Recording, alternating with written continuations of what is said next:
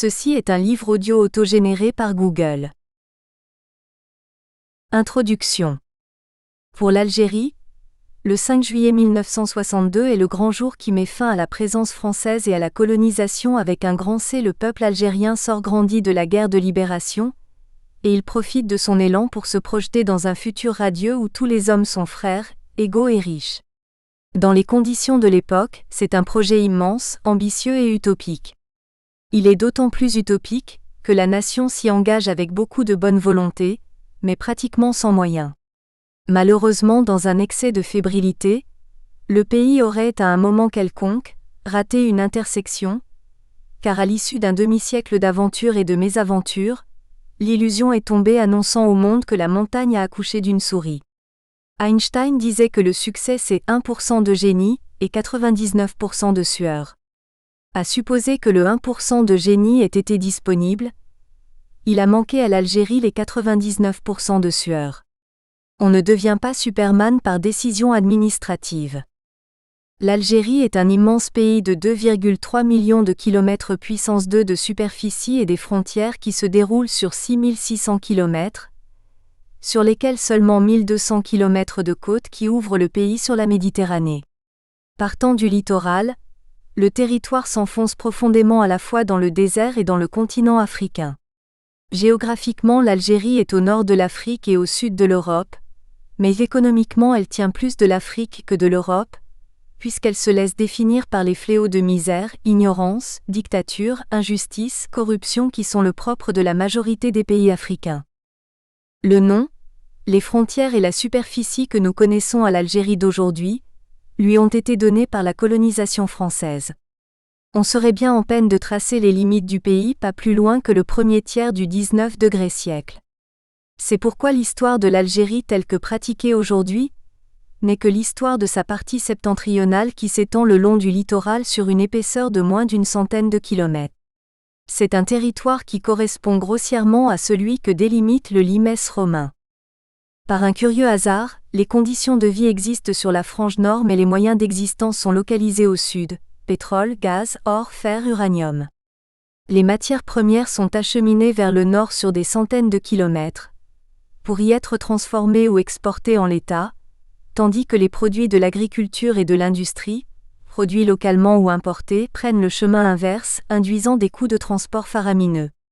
De plus, le contraste fort entre un nord très ramassé et très densément peuplé et un sud trop vaste et trop vide pose des problèmes quasiment insolubles en termes d'occupation rationnelle de l'espace, de justice sociale, de coûts d'approvisionnement, de sécurité nationale, etc. Ces problèmes étant donnés, une bonne gouvernance peut les adoucir et une mauvaise les aggraver. Devenu indépendant en 1962, le peuple algérien auréolé comme un champion olympique allait pouvoir commencer une page blanche. Nul ne doutait qu'ayant gagné haut la main, avec des moyens dérisoires, sa guerre contre une grande puissance, il allait faire des miracles, la paix revenue. Partie sous les vivas d'un tiers-monde admiratif, l'Algérie s'élance, avec cette foi du charbonnier que l'essentiel c'est d'aller vite, même si l'on ne sait pas exactement où l'on va. Après un demi-siècle d'efforts, où que l'on ait décidé d'aller, on n'y est pas arrivé car selon toute vraisemblance le pays a fait du surplace. L'élève Algérie est un cancre, en dépit de quelques bonnes notes obtenues dans les matières secondaires. En juillet 2015, l'Algérie se retrouve comme en juillet 1962 dans une situation dramatique, faite de lendemains incertains, d'injustice, d'inégalité, de pauvreté, de dépendance à l'égard de l'étranger. Il faut y ajouter la haine, l'intolérance et la violence qui ont fleuri et se sont superbement épanouies depuis quelques années. Tout ce que le peuple a redouté, tout ce qu'il a essayé d'éviter, il est tombé en plein dedans et pour la première fois depuis 2000 ans, il ne peut incriminer personne d'autre que lui-même. Pour rester dans l'analogie pédagogique, avertissons d'emblée que ce n'est pas l'objet de ce travail de faire le bilan de l'élève Algérie, il s'agira seulement de montrer qu'il aurait pu mieux faire. Il s'agit d'abord de faire plus d'efforts, mais également de mieux choisir les secteurs prioritaires sur lesquels il faut porter encore plus d'efforts, c'est-à-dire les matières essentielles qu'il aurait fallu bûcher plus sérieusement, agriculture, industrie, éducation, ville et énergie. L'agriculture est le ventre mou de l'Algérie, et le niveau effroyable de dépendance à l'égard du marché mondial pour sa nourriture, est un indicateur suffisant en soi. Le secteur a été méprisé, maltraité, torturé, en des opérations appelées autogestion, révolution agraire, restructuration des domaines autogérés, privatisation, PNDA, PNDRA, qui ont justifié des peines immenses et des budgets colossaux dont le secteur a bien peu bénéficié en vérité. Les quelques acquis réalisés ici ou là, lait, pommes de terre, viande blanche, ont été rattrapés par une démographie galopante, de sorte qu'en la matière pratiquement tout reste à faire. Mais y a-t-il encore quelque chose à faire ? 2. L'industrie reste l'expérience la plus douloureuse et la plus décevante de l'Algérie indépendance. Il lui a été consenti tous les sacrifices possibles. Durant 2 décennies, elle a porté les espoirs et les ambitions des Algériens, mais elle les conduit sur un chemin sans issue au bout duquel il n'est même plus possible de faire demi-tour. Aujourd'hui, le bilan est effarant, l'industrie participe avec moins de 5% dans le PIB. Les grandes entreprises publiques ne sont que des coquilles vides et les entreprises privées sont trop petites pour porter l'industrie. Entre ces 2 extrêmes, il y a bien quelques champions, mais ils sont trop rares et trop isolés pour servir de locomotive à l'économie nationale. 3. À première vue, l'école n'est pas un secteur d'activité, mais elle est le moteur de toutes les activités en diffusant le savoir académique qui constitue le terreau de la recherche appliquée. La R&D, pratiquée efficacement au sein de l'entreprise, lui assure un flux continu d'innovations qui lui permettent d'améliorer sa compétitivité. Il n'existe dans le monde contemporain aucun exemple d'une nation écrasée par l'analphabétisme et l'ignorance où l'économie se porte bien. Vu de loin, l'Algérie prend grand soin de son école, mais paradoxalement l'économie n'en profite pas, car elle est aussi stérile que si le pays n'avait pas d'école du tout. Ce serait un euphémisme de dire qu'il est urgent de comprendre pourquoi l'investissement dans l'école est aussi improductif, et même contre-productif. 4. La ville est par définition la civilisation. À la fois contenant et contenu, elle est la synthèse de tout ce que l'homme a acquis de savoir et de savoir-faire depuis les origines. C'est une entité vivante, douée de sa propre intelligence. Ville et homme développent une telle synergie qu'il n'est pas possible de définir l'homme sans y intégrer la caractéristique ville, tout comme il n'est pas possible de définir la ville en omettant l'homme. Cette relation n'est ni exclusivement pacifique ni forcément positive, chacun pouvant être ange ou démon pour l'autre. La ville socialise, organise et hiérarchise la meute, mettant chacun sur la fonction qui optimise l'utilisation de ses capacités physiques et ou intellectuelles. Devenus plus inventifs et plus productifs, les hommes œuvrent à renforcer les capacités de leur ville à les rendre plus inventifs et plus productifs. Et ainsi de suite. Quid de la ville algérienne ? 5. Tout ce que l'Algérie est, tout ce qu'elle a été, elle le doit au pétrole, les meilleurs moments comme les pires. Pourtant, en plus d'un demi-siècle de cette symbiose entre un peuple et une matière première de son sous-sol, les Algériens n'ont pu domestiquer le cours tumultueux du pétrole, le laissant les entraîner sur des sentiers impraticables. Il est peu probable que le débat sur la question de savoir si le pétrole est une bénédiction ou une malédiction puisse un jour être tranché. L'argent du pétrole a permis à l'Algérien de profiter des bienfaits de la civilisation à des niveaux auxquels il n'aurait jamais aspiré sans automobile, NTIC, moyens de transport modernes, nourriture du bout du monde, voyage. Malheureusement, l'aisance financière a dispensé l'Algérien de travailler et le décideur d'être intelligent. Là où il faut réfléchir, calculer, innover, tester, pour trouver des solutions durables aux problèmes, on coupe au plus court en recourant à l'importation. C'est une solution facile et de facilité qui est à la portée de n'importe qui, et qui permet à des problèmes réglés cette année de se poser avec plus d'acuité l'année prochaine. Et ainsi de suite jusqu'à ce qu'il n'y ait plus d'argent et que la bulle éclate. Voilà les 5 chapitres qui vont constituer le corps de ce livre pour montrer que plus qu'à aucun autre moment depuis l'indépendance, depuis que le 21e siècle est entré, le peuple algérien vit dans une bulle qui le coupe de la réalité. L'Algérien vit dans l'illusion qu'il est jeune, beau, fort, intelligent, craint et respecté. Pas moins. Pendant ce temps, le poids économique et politique du pays dans le monde tend à devenir quantité négligeable. Le pays fait haut de toutes parts, mais le citoyen ne semble pas ou ne veut pas s'en apercevoir. lâchant la proie pour l'ombre d'un discours démagogique truffé de superlatifs, de mensonges et de mi-vérités. Convaincu d'avoir atteint la perfection, il s'adonne à la lubie de toujours faire le contraire de ce que font les autres. Si partout dans le monde, on travaille dur, on met en valeur, on invente, on innove, on améliore, on projette, on protège, en Algérie on fonce dans la direction opposée, devenant au fil du temps un pays sans ambition, sans projet et quasiment sans avenir parce qu'il gaspille ses ressources et celles des autres. Si ce modeste ouvrage pouvait ouvrir les yeux sur ce drame latent, nos efforts pour le rédiger seraient payés. Pour le produire, nous nous heurtons à la double difficulté d'écrire un livre sur l'Algérie et d'écrire un livre en Algérie.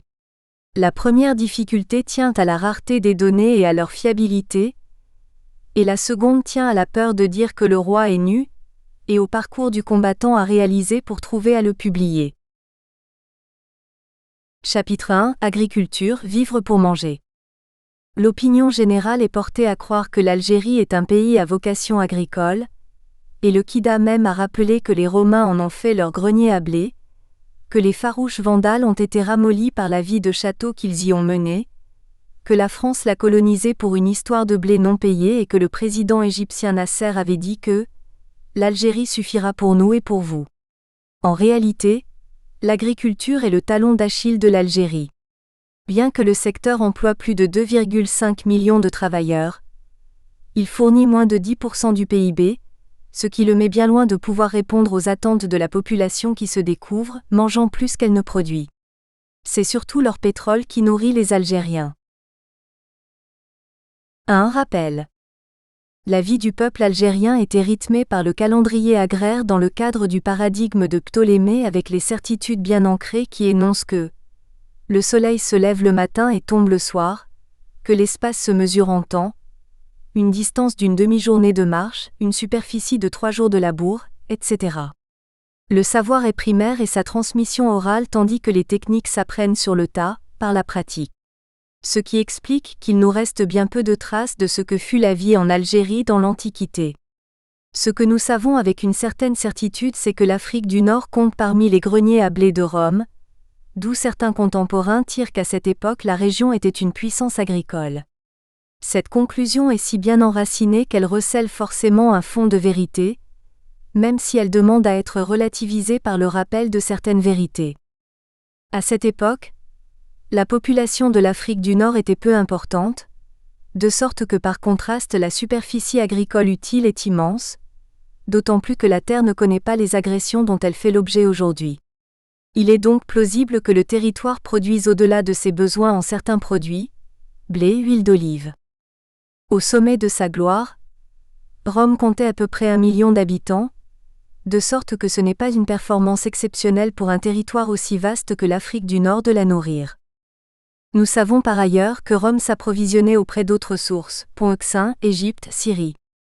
La longue succession de tragiques événements dans la région, conquêtes romaines, vandales, byzantines, arabes, hilaliennes, espagnoles, turques et françaises, a produit une configuration originale de l'organisation du foncier et de la production. À la veille de la colonisation française, on pouvait distinguer plusieurs formes juridiques.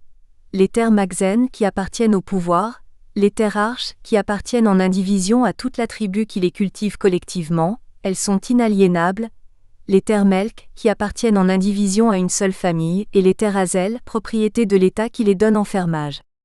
Le gros du patrimoine foncier est formé par des terres, propriété communautaire collective incessible et insaisissable, statut que la France va s'employer à remodeler en utilisant de nombreux stratagèmes, afin de déposséder les populations de leurs terres.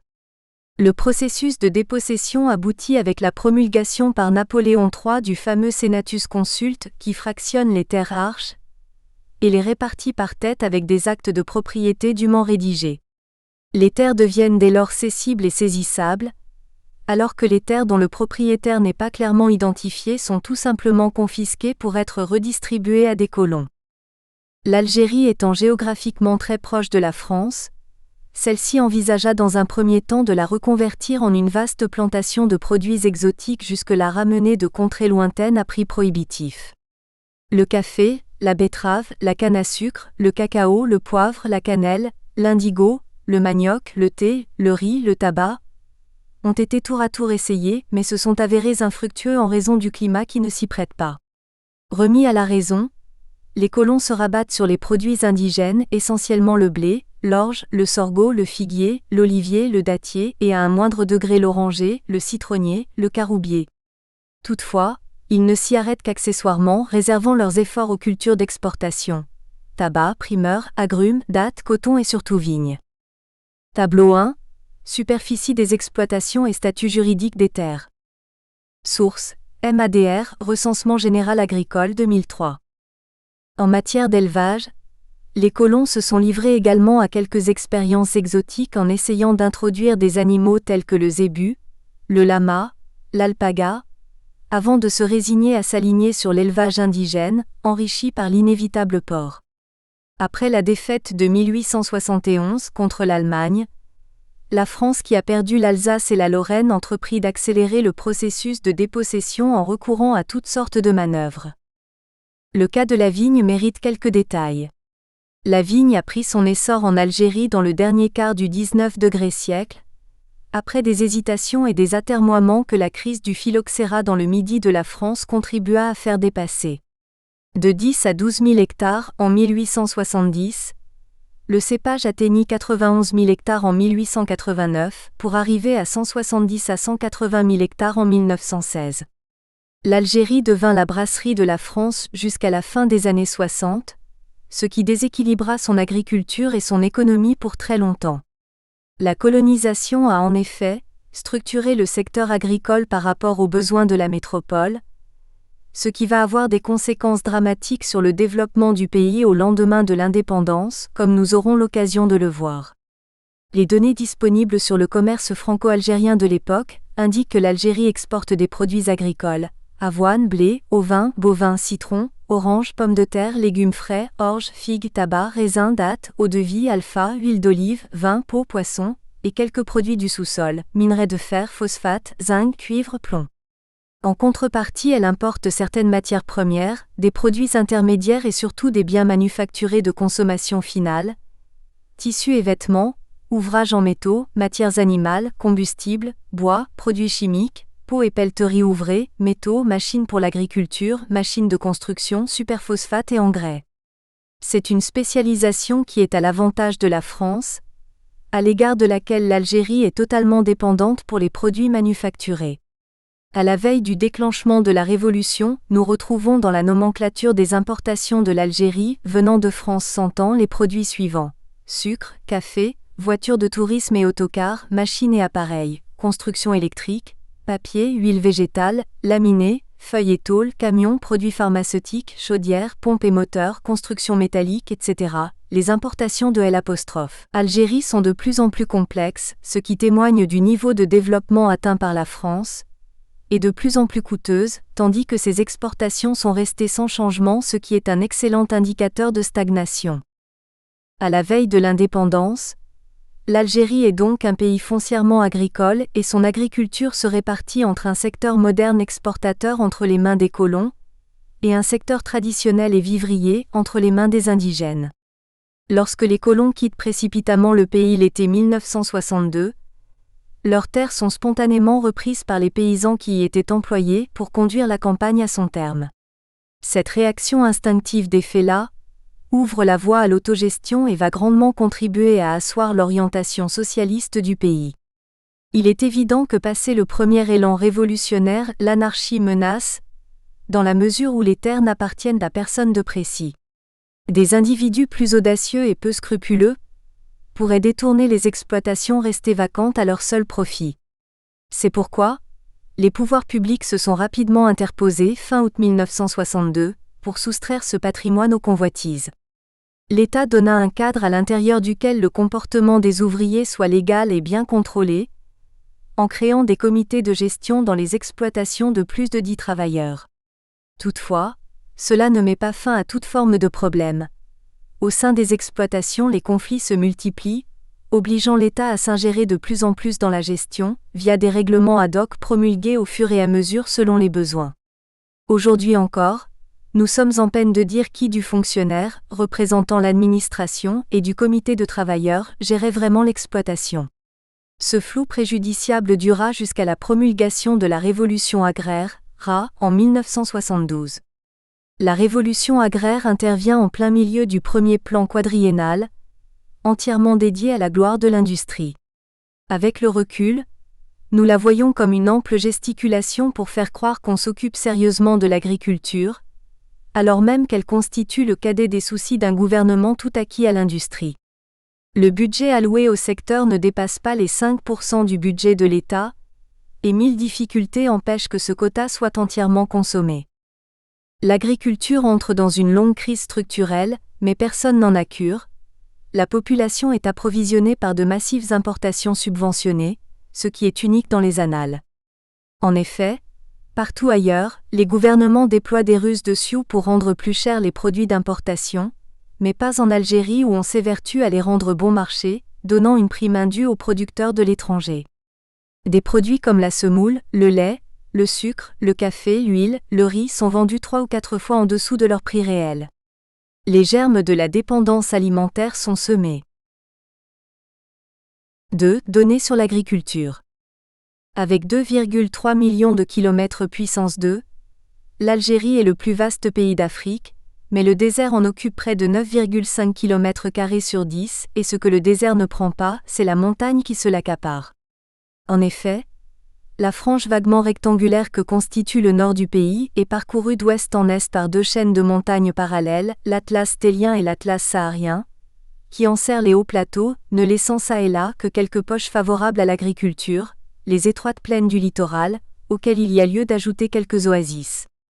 Lorsqu'on aura défalqué les superficies forestières et alphatières, les disponibilités foncières résiduelles ne s'élèvent qu'à 42 443 860 d'hectares sur lesquels 32 942 086 sont des terrains de pacage et de parcours, ce qui fait tomber la superficie agricole utile, SO, à 8 445 490 hectares. Cette modeste terre se partage entre cultures labourables, 7 501 395 hectares, et cultures permanentes, 944 095 hectares. Les cultures labourables, pour leur part, se partagent entre terres cultivées, céréales, maraîchage, et terres au repos, c'est-à-dire qui ne sont pas mises en culture l'année considérée. En effet, les sols sont peu productifs et l'utilisation des engrais encore faible et mal maîtrisée, de sorte qu'on est obligé de recourir à la technique traditionnelle de la jachère qui consiste à mettre au repos une partie des terres pour leur permettre de se régénérer naturellement. Pour la campagne 2010-11e, à laquelle nous empruntons tous les chiffres de ce paragraphe, les superficies laissées au repos forment un total de 3 246 508 hectares, soit 43,27% des terres labourables et 38,4% de toute la SO qui de ce fait se trouve réduite à seulement 5 198 982 hectares, soit à peu près autant que la SO de la Tunisie qui est de 5,271 millions d'hectares en 2004-05. Les données statistiques varient d'une année à l'autre et selon les sources, mais les ordres de grandeur à eux seuls suffisent pour se faire une idée sur l'importance réelle des variables stratégiques. Ainsi, les superficies consacrées aux céréales sont à peine supérieures aux superficies laissées en jachère et les cultures permanentes jaugent moins d'1 million d'hectares et elles sont presque entièrement dévolues à l'arboriculture, oliviers, figuiers, agrumes. Une SO de 8,5 millions d'hectares semble constituer, dans l'état actuel de la technologie, une sorte de frontière des possibilités de production d'une agriculture prise en étau entre une main-d'œuvre sous-qualifiée et vieillissante, la rareté de l'eau et la dégradation du milieu physique, érosion, incendie, avancée du désert. Il n'est pas étonnant, dès lors que le secteur ne fournisse que 10% de la valeur ajoutée brute de la nation. Les caractéristiques naturelles et sans doute des déterminants historiques ont orienté l'agriculture de l'Algérie sur une poignée de cultures. Céréales, pommes de terre, agrumes, vignobles, oliviers. Examinons-les brièvement. 21. Les céréales. La famille des céréales est représentée essentiellement par le blé, l'orge et l'avoine, mais c'est le blé, lui-même partagé en blé dur et blé tendre qui en est l'ossature. Pour des raisons historiques qu'il serait intéressant de reconstituer, le peuple s'est donné un modèle de consommation à base de céréales. Le pays consacre 3 à 3,5 millions d'hectares à la culture des céréales, sur lesquels quelques 600 000 hectares seulement reçoivent une irrigation d'appoint. La région des hauts plateaux est l'aire de prédilection des céréales, mais les rendements restent parmi les plus bas du monde avec une moyenne de 16 QA. Les rendements sont tributaires des conditions climatiques et peuvent varier du simple au double voire au triple en fonction de la pluviométrie. Les mauvaises années, la production peut descendre jusqu'à 1,5 million de tonnes et les bonnes années, elle peut dépasser les 6 millions de tonnes. Au cours de ces dernières années, la production a évolué comme suit. 2007 à 2008, 1,5 357 millions de tonnes. 2008 à 2009, 5,2 532 millions de tonnes. 2009 à 2010, 4,0021 millions de tonnes. 2010 à 2011, 3,7 280 millions de tonnes. Ces résultats soulignent combien l'Algérie est loin de l'autosuffisance alimentaire, sachant que ses besoins se situent autour de 8 millions de tonnes. Le pays est obligé de recourir aux importations pour combler son déficit. Il est d'ailleurs l'un des piliers du marché mondial du blé, dominé par une poignée de producteurs. En tant que gros importateur, l'Algérie est en butte à une incertitude sur les quantités. On ne sait pas combien on va importer l'année prochaine et une incertitude sur les prix. On ne sait pas combien va nous coûter le quintal de blé l'année prochaine. Tableau 2, production et rendement des céréales. Source, MADR, rapport sur la situation du secteur agricole 2006. Que les rendements soient aussi faibles et que la production enregistre de si fortes variations d'une année à l'autre est un indicateur de la faible maîtrise du sujet.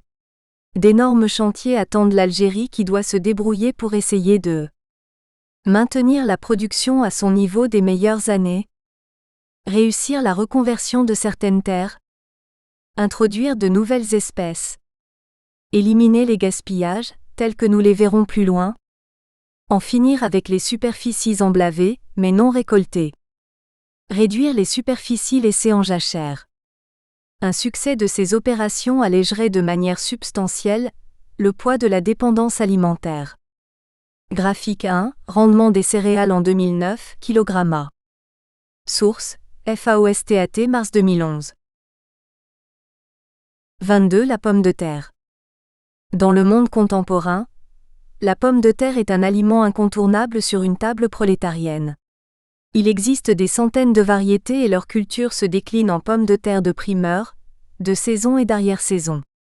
Venue des Amériques, elle devint rapidement le plat du pauvre, d'abord en Europe puis dans le reste du monde. L'Algérien en a fait un aliment de base qu'il utilise comme une sorte de joker pour remplacer des produits plus nobles, mais plus chers. La consommation est passée de 20 kg en 1970 à 42 kg en 2002. La demande est si forte et elle s'exprime souvent avec une telle hargne que l'État a été obligé de faire d'importants efforts en vue d'améliorer et de stabiliser l'offre. Toutefois, nous hésitons à affirmer que l'augmentation de la consommation de pommes de terre est un indicateur d'amélioration du niveau de vie, car elle pourrait tout aussi bien être un indicateur de sa détérioration. Pour le comprendre, rappelons que la consommation par tête de pommes de terre en France a baissé de 95 kg à ban en 1960 à 62 kg à ban en 1980 et à 50-55e de kg à ban en 2010, traduisant l'amélioration du niveau de vie de la population qui consomme désormais plus d'aliments carnés, viande, volaille, poisson. Tableau 3. Production et consommation de pommes de terre en Algérie. Source, ONS Statistiques agricoles. La pomme de terre occupe une superficie de 51 000 hectares en 2011. La production est irrégulière, mais elle dépasse largement les 2 millions de tonnes et son prix évolue de manière très erratique, pouvant passer du simple, disons 20 dinars au quintuple, 60 dinars. Dans le premier cas, ce sont les producteurs qui sont écrasés, au point que les plus fragiles d'entre eux quittent le marché, et dans le second cas ce sont bien sûr les consommateurs qui sont pressurés, reportant sur la pomme de terre leur budget viande par exemple. Lorsque le prix atteint un pic, tous les producteurs qui ont quitté le marché précédemment y reviennent, la production remonte poussant les prix à la baisse. Pour l'heure, l'État a échoué dans ses tentatives de réguler le marché. Dans les derniers mois de 2014, la pomme de terre a atteint le pic historique de 100 kg, alors que l'année d'avant elle était au plus bas. Le prix de la pomme de terre n'a jamais été aussi bas, depuis une vingtaine d'années en Algérie. La pomme de terre de saison a frôlé les 10 dinars cette semaine sur les marchés de gros, alors que celle issue des stocks de l'hiver ne trouve plus preneur. Elle est jetée dans les décharges ou au mieux, utilisée comme aliment de bétail pour vider les chambres froides en vue de stocker la production de mai-juin. En fin de semaine, les prix ont à nouveau chuté, avant un léger rebond, samedi, ont indiqué des opérateurs à Maghreb Émerge. En fin de semaine dernière, les prix étaient en dessous de 15 dinars le kilo, avec une pointe vers le bas à 12 dinars. Si on soustrait les frais de transport, le prix réel est à 10 dinars, selon un Fella. Le quotidien d'Oran du 4 juin 2013. Outre la désorganisation du marché, la pomme de terre est en butte à d'autres problèmes comme la non-disponibilité des semences ou le faible potentiel de transformation du produit. S'agissant des semences, un effort notable a été fait en vue de son règlement, le pays ayant produit, en 2012, 1,8 million de quintaux de semences sur une superficie de 18 000 hectares. S'agissant de la transformation, il faut savoir que la totalité de la production est vendue en frais, l'excès de production est stocké en chambre froide. En réalité, les choses ne se déroulent pas aussi linéairement, car 1000 facteurs interfèrent pour perdre une bonne partie de la récolte. Rigidité bureaucratique, faible coordination entre différents organismes, faible capacité d'ensachage et d'emballage, carence des moyens de transport. Il n'existe à notre connaissance aucune entreprise de transformation de la pomme de terre en poudre, en flocons, en frites ou en quoi que ce soit. Pour l'heure, même les chips sont importés d'Égypte. Non seulement la productivité à l'hectare est loin de la moyenne des grands producteurs mondiaux, Pays-Bas 447 QA, France 432 QA, Belgique 425 QA, Nouvelle-Zélande 420 QA, Allemagne 420 QA, mais la faible maîtrise de la filière induit d'énormes gaspillages du produit qui pourrit sur les lieux de production. Il faut croire toutefois que sous réserve que certains obstacles soient levés, une région comme El Oued, aux portes du désert, pourrait devenir une véritable Californie pour les maraîchages et notamment la pomme de terre. En dépit de son inexpérience en la matière et des lourdeurs administratives, la région a pu exporter, début 2016, quelques 4800 tonnes vers plusieurs pays d'Europe, Espagne, France et Italie, du Moyen-Orient, Émirats, Qatar et d'ailleurs, Russie, Tunisie. 23. L'huile d'olive. La culture de l'olivier est très ancienne en Afrique du Nord, où elle se concentre principalement en Kabylie et à un degré moindre à l'ouest du pays, dans la région de Sig. Il existe de nombreuses variétés d'oliviers, mais les plus répandues sont la Chemlal, 40% du verger, la Zerach, 15% du verger, la Sigoise, 20% du verger, et le Limli, 8% du verger. L'Algérie aurait pu prétendre à un rang honorable sur le marché mondial de l'huile d'olive, mais les problèmes auxquels a été en butte toute l'agriculture n'ont pas épargné le secteur oléicole. Dommages de guerre, exode rural, vieillissement de la main-d'œuvre, vieillissement du verger, marginalisation du secteur en faveur de l'industrie et recours facile à l'importation de produits de substitution moins chers, huile de colza, de tournesol, de soja, margarine. L'oléiculture occupe une superficie de quelque 263 352 hectares, données de 2006, ce qui ne semble pas suffire pour faire du pays un gros producteur si on le compare à ses voisins. Encore une fois, le secteur souffre d'une faible productivité à l'hectare par olivier ou en litres quintal d'olive, et donc d'une faible production qui se situe bien en dessous des besoins nationaux. La production d'huile varie considérablement d'une année à l'autre. Par exemple, il a été produit 16 578 000 litres en 2003, 75 700 000 litres en 2004 et 37 917 000 en 2005. À temps varié, les prix finissent par déstabiliser le marché, un marché qu'aussi bien les producteurs que les consommateurs quittent non satisfaits. Toutefois, il est utile de préciser que parler de prix et de marché, à propos de l'huile d'olive est un euphémisme parce que rien de tel n'existe en réalité. Le prix du litre d'huile est fixé indépendamment des coûts de production qui restent d'ailleurs indéterminés, à ce jour. Les oléiculteurs ne font pas de distinction entre les différentes espèces d'olives, mettant toute la récolte dans un seul sac lors de la collecte et de la pression. Il en sort une huile bâtarde dont la qualité est variable d'une région à l'autre et d'une année à l'autre.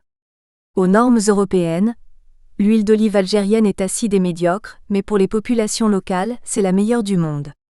Il faut dire que pour les Kabyles par exemple, l'huile d'olive est plus un bien culturel, qu'il faut prendre tel qu'il est, qu'un bien économique dont il est possible d'améliorer la qualité et les conditions et techniques de production. Tableau 4, production et rendement de la pomme de terre. Source: MADR, rapport sur la situation du secteur agricole 2006. Depuis des décennies, sinon des siècles, aucun des segments de la chaîne de valeur n'a suscité un quelconque intérêt auprès de qui que ce soit. Dans bien des cas, en Kabylie, région représentative, le secteur de l'oléiculture a évolué en secteur quasi rentier. À la saison des olives, les gens arrivent de la ville pour prendre ce que les oliviers veulent bien donner, puis s'en retournent sans réaliser un dinar d'investissement sur le verger. L'activité reste entièrement artisanale, les milliards de fruits sont ramassés un à un, à la main, et l'on considère comme une donnée naturelle la cyclicité des rendements, une très bonne année, une moyenne et une mauvaise. Les pouvoirs publics semblent s'être réveillés à la nécessité de relancer le secteur. Le PNDA, initié et mis en œuvre à partir de 2000 par le ministère de l'Agriculture, a dégagé des moyens conséquents pour reconstituer le verger et moderniser le secteur. La parole d'un ministre parlant de son secteur n'étant pas toujours crédible, les chiffres fournis, toujours à travers des interventions orales rapportées par la presse, semblent au moins exagérés.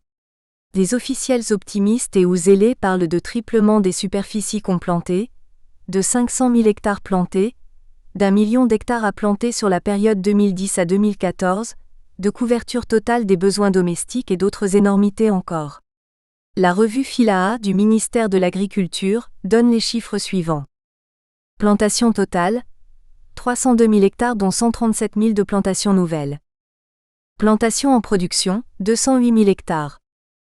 Nombre d'arbres, 32 millions dont 18 millions en rapport. Production de plants, de 1,3 million de plants elle passe à 15 millions de plants en 2006-2007. 10 SR pour bouturage. D'une capacité de 460 000 plants an. Production moyenne en huile 90-99e, 23 000 tonnes.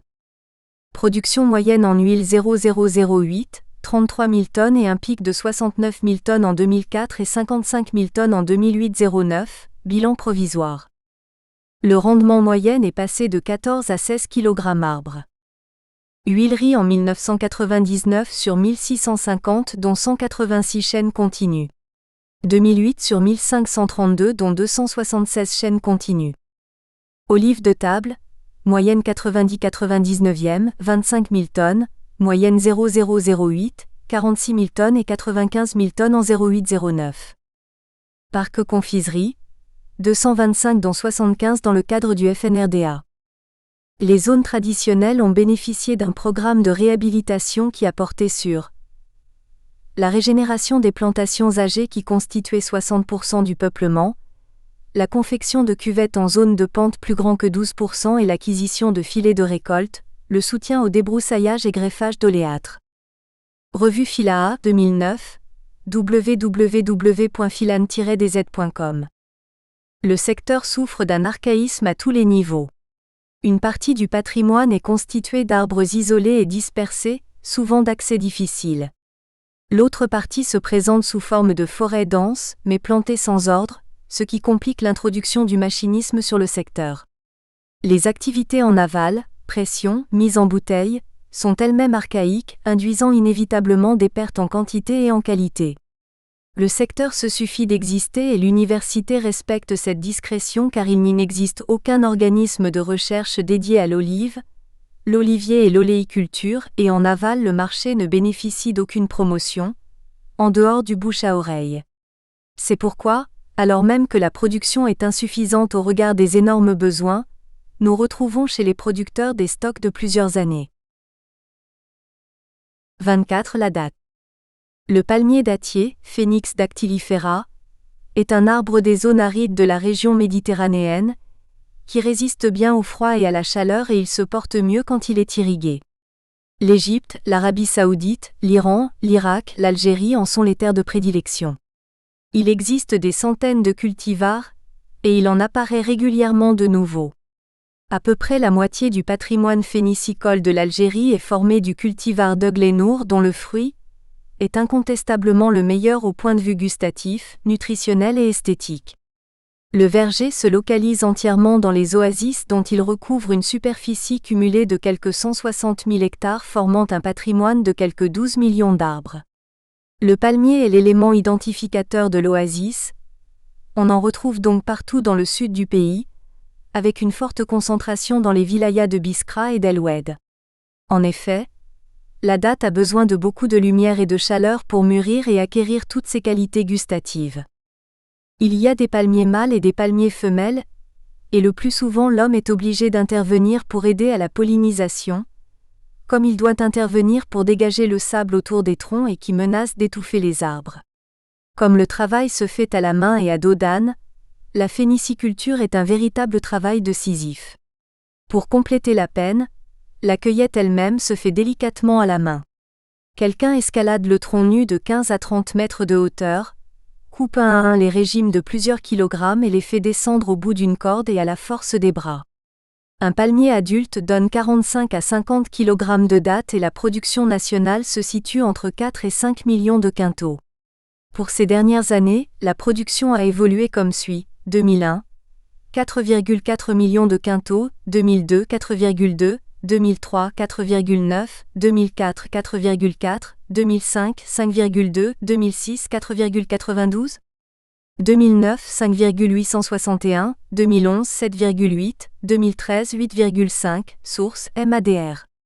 Sur ces volumes de production, seule une infime quantité estimée à 15 000 tonnes est exportée, ce qui ne vaut au pays que la modeste 28e place dans le classement des pays exportateurs, alors qu'elle se place dans le top 5 des pays producteurs. La production est consommée localement. La datte est un produit moins stratégique que le blé, la pomme de terre ou la viande, mais elle présente des atouts qui lui valent de figurer dans notre shortlist. D'abord, c'est un produit délicieux et de grande qualité nutritive, aussi bien pour les hommes que pour le bétail.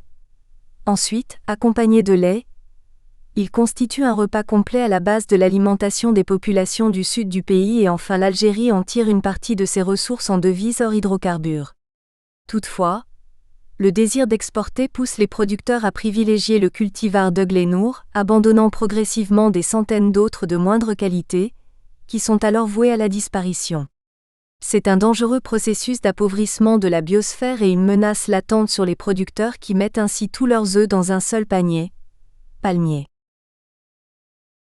25. L'élevage. On ne le croirait pas, mais l'Algérie est un grand pays pastoral où on élève depuis des temps immémoriaux l'ovin, le bovin et le caprin, mais aussi le camelin et l'équin, cheval, mulet, âne. Parallèlement, la production de viande blanche, d'œufs et de miel a existé, de toujours, comme activité complémentaire à la campagne, mais récemment elle a entrepris un processus de modernisation qui lui a donné une meilleure visibilité sur le marché. Examinons brièvement les espèces dominantes. 251. L'ovin. L'ovin est un véritable don de la nature, il offre tout à la fois laine, peau, viande et lait. C'est l'une des bêtes les plus anciennement domestiquées, en raison de ses qualités intrinsèques, de son caractère pacifique et du fait que son élevage ne soit pas très exigeant. Aujourd'hui, il y aurait plus d'1 milliard de moutons dans le monde et les plus grands troupeaux se trouvent en Chine, Inde, Australie, Iran, Soudan, Royaume-Uni, etc. En 2014, le cheptel ovin de l'Algérie s'élève à 26,88 millions de têtes. C'est un véritable patrimoine national car il fait de l'Algérie un grand éleveur. Il existe plusieurs dizaines de races et de sous-races de moutons, berbères, arabes, amri, rembi, barbarins. On les retrouve partout sur le territoire national, mais les régions de Djelfa, et Messila, El Bayad en ont fait leur spécialité. Le mouton supporte l'essentiel de l'offre en viande rouge plus. La qualité de la viande du mouton algérien, la race Ouled Djellal notamment, n'est plus à vanter, c'est pourquoi elle gagnerait à être valorisée en tant que telle et labellisée. Le lait de brebis ne suscite aucun engouement et ne fait l'objet d'aucun usage industriel remarquable. Une partie est utilisée pour l'allaitement, des agneaux nouveau-nés, une autre est utilisée pour les besoins propres des éleveurs et le reste s'il en reste n'a pas de destination précise. Par exemple, les régions d'élevage ne mettent sur le marché ni lait, ni fromage ni aucun autre dérivé. Le poids du mouton dans l'élevage est d'une certaine manière contredit par le prix élevé de la viande ovine, soit 1500 dinars, ou plus de 13 € au cours officiel du jour, alors que le kilo de bœuf est à 1000 dinars seulement. Il arrive même à l'Algérie d'importer de la viande ovine et parfois du cheptel vif à abattre localement. En outre, le mystère reste entier quant à ce qui est fait des dérivés du mouton, c'est-à-dire le lait, la laine et la peau qui n'apparaissent pas à leur juste poids sur le marché quand ils apparaissent. 252. Le bovin. Jusqu'à l'avènement de la révolution industrielle, la force brute était l'attribut recherché chez le bœuf qui est utilisé pour tirer la charrue et le chariot. Aujourd'hui, la machine a déclassé la puissance du bœuf qui n'est plus élevée que pour sa viande et sa peau. La vache offre en surplus du lait, en moyenne 4000 litres an et 5 ou 6 veaux au cours d'une vie d'une vingtaine d'années, dont moins de 10 de vie active. La production de lait est très variable en fonction de la race, de la période, de l'alimentation, des techniques de traite, des conditions générales de vie. Le niveau de production acceptable semble être de 30 litres jour, bien qu'en Algérie il ne dépasse pas les 15 lj, un des plus faibles rendements dans le monde. Au cours du dernier quart de siècle, les pouvoirs publics ont consenti de gros efforts en faveur du bovin laitier, en vue de réduire la dépendance sur le produit lait à l'égard du marché mondial. La production a presque quadruplé entre 1987 et 2010, mais la population et la consommation par tête ayant également augmenté, le pays reste fortement dépendant des importations. Il est même un important pôle de la demande mondiale de poudre de lait. La production locale subit les aléas d'un système de collecte qui peine à se mettre en place. En effet, des paysans peu préparés à être impliqués dans une activité en réseau, un pays immense et un climat chaud rendent improbable la collecte du lait dans des conditions de coût et d'hygiène acceptables. Seule une infime quantité, située autour de 10%, est collectée par les transformateurs. Le cheptel bovin n'est pas très important et n'a pas beaucoup évolué au cours des 20 dernières années. Chez le bovin, les Algériens semblent rechercher davantage le lait que la viande, au vu du nombre de vaches laitières importées. Malheureusement sur cette question, tout se passe comme s'il manque toujours 19 pour faire 20, car l'acclimatation et l'adaptation des races importées posent problème et les rendements restent bien loin de ceux qui sont promis. Les pouvoirs publics ne désespèrent pas de trouver la perle rare d'une vache adaptée au climat, au relief et qui a des rendements élevés. La consommation dépasse les 3 milliards de litres annuellement, dont moins de la moitié est produite localement, expliquant que la facture de la poudre de lait approche le milliard de dollars. Le problème de la viande est à peine moins crucial. Il ne le devient qu'aux périodes de pic de consommation, comme le mois de Ramadan, mais il n'en reste pas moins que le pays importe de grandes quantités de viande bovine. L'Algérie se fournit auprès d'une dizaine de pays, mais au cours des dernières années, l'Inde s'est imposée comme son fournisseur attitré en s'accaparant de plus de 80% du marché. Les importations sont variables mais restent importantes. Par exemple, en 2010 elles s'élèvent à 56 564 tonnes, en 2011 à 48 395 tonnes et au cours des 7 premiers mois de 2012 à 42 326 tonnes. Le bovin se prête bien à l'élevage intensif, mais il est coûteux en eau. On estime que la production d'un kilogramme de bœuf nécessite quelques 15 000 litres d'eau. C'est un prix d'autant plus élevé que l'Algérie manque cruellement de cette ressource. 253 autres espèces. Si l'ovin et le bovin constituent la colonne vertébrale de l'élevage, d'autres espèces s'y retrouvent comme le camelin, l'équin ou le caprin. La population des camélidés n'a pas beaucoup progressé depuis le début du XX siècle, où elle était estimée à 200 000 têtes. Les causes de cette stagnation sont à rechercher dans la politique de sédentarisation des nomades menée à la hussarde par l'État, l'arrivée du véhicule 4x4 et les indépendances qui ont créé l'obstacle des frontières et toute une paperasserie administrative. Aujourd'hui, le chameau se contente d'exister encore, bien que sa viande soit très appréciée par les populations du Sud. C'est la race équine, qui comprend le cheval, le mulet et l'âne, qui a subi les outrages les plus dramatiques et elle est quasiment en voie d'extinction. Le pays qui comptait 820 000 têtes au début des années 50, dont 364 000 ânes, 240 000 mulets et 220 000 chevaux, en compte moins de 45 000 aujourd'hui. Avec le mauvais sort réservé à la campagne et à l'agriculture par les industries industrialisantes, les animaux de trait et de bas deviennent non seulement inutiles, mais ils sont vus comme les stigmates d'une arriération et d'un sous-développement dont il faut se débarrasser au plus vite pour être à jour et de son époque. C'est ainsi qu'un pays en voie de développement, au relief montagneux et difficile, a poussé l'âne et le mulet vers l'extinction, appauvrissant les campagnes et réduisant la richesse faunistique du pays. La population caprine est autrement plus importante, bien qu'elle soit restée stable depuis les années 50. La chèvre est un animal rustique, frugal et résistant qui fait partie de l'environnement des gens pauvres. Elle se plaît dans les zones de montagne et dans les régions steppiques où elle vit à la dure, en broutant l'herbe et les feuilles de certains arbres et arbustes. Cette nourriture frugale et complètement bio n'est pas favorable à la production du lait. Les rendements varient entre 1 et 2 litres chèvre jour, et le maigre produit est réservé à l'autoconsommation. Récemment, des éleveurs se sont mis à la production du fromage de chèvre, avec parfois un certain succès à l'échelle locale. Tableau 6, Evolution. Nous espérons que vous avez apprécié cet aperçu. Pour continuer à écouter ce livre audio sur Google Play Livres, utilisez le lien dans la description de la vidéo.